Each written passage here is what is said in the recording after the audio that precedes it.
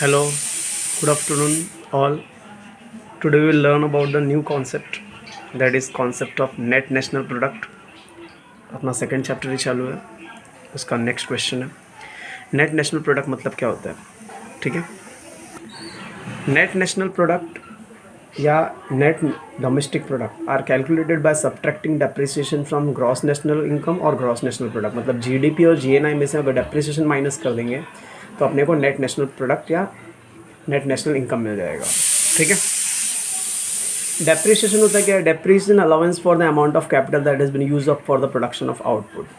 मतलब प्रोडक्शन करने के लिए या कोई भी सामान का प्रोड्यूस करने के लिए जो भी मशीन यूज़ करते हैं, जो भी फर्नीचर या बड़े बड़े मशीन्स यूज़ करते हैं, उसमें हम क्या करते हैं, उसको वैल्यू कम हो जाता है तो उसको डेप्रिसिएशन चार्ज करते हैं।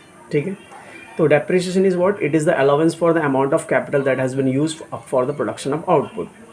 ठीक है, जैसे फॉर एग्जांपल कोई मशीन 1.5 लाख रुपए का है, लेकिन 1 साल 2 साल यूज़ होने के बाद वो 1.5 लाख का वैल्यू कम हो जाएगा, तो वो उसको डेप्रिसिएशन बोलते हैं।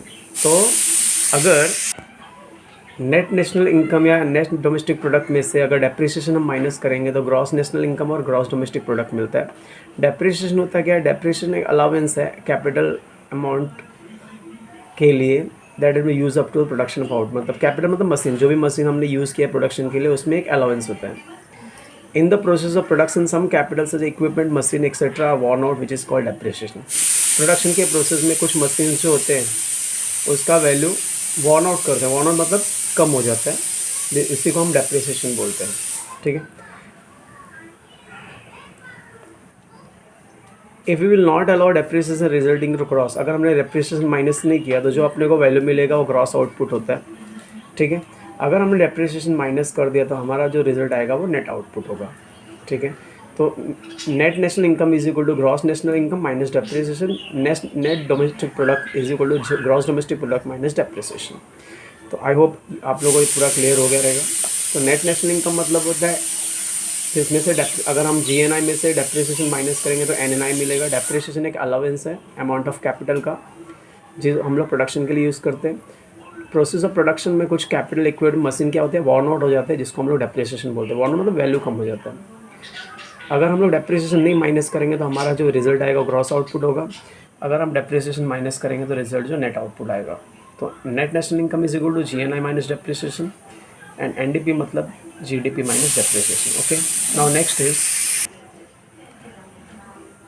यहाँ पे डिस्टिंग्विश है जीएनआई और एनएनआई में। जीएनआई मतलब gross national income. It is the sum of money value of final goods and services produce by countries factor during given period. मतलब पूरे साल भर में जितना भी गुड्स प्रोड्यूस होगा उसके मनी वैल्यू को हम लोग जीएनआई बोलते हैं। नेट मनी वैल्यू, अभी सम ऑफ मनी वैल्यू की जगह पे नेट मनी वैल्यू डाल देंगे और बाकी का पूरा सेंटेंस सेम रहेगा। तो it is the sum of money value of final goods and services produce by countries factor during given period.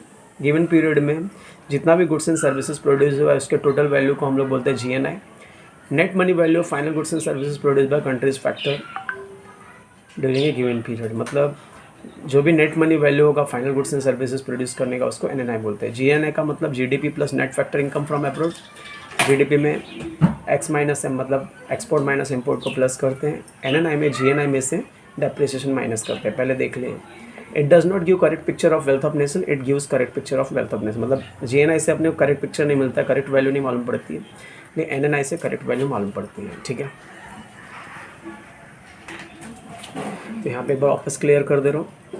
GNI मतलब होता है sum of money value of final goods and services produce by countries factor during given period. मतलब जितना भी final goods and services produce हुआ रहेगा factor की वजह से उसके ग्रॉस वैल्यू को बोलते हैं ग्रॉस नेशनल इनकम। और net money value of final goods and services produce during the year by the factor.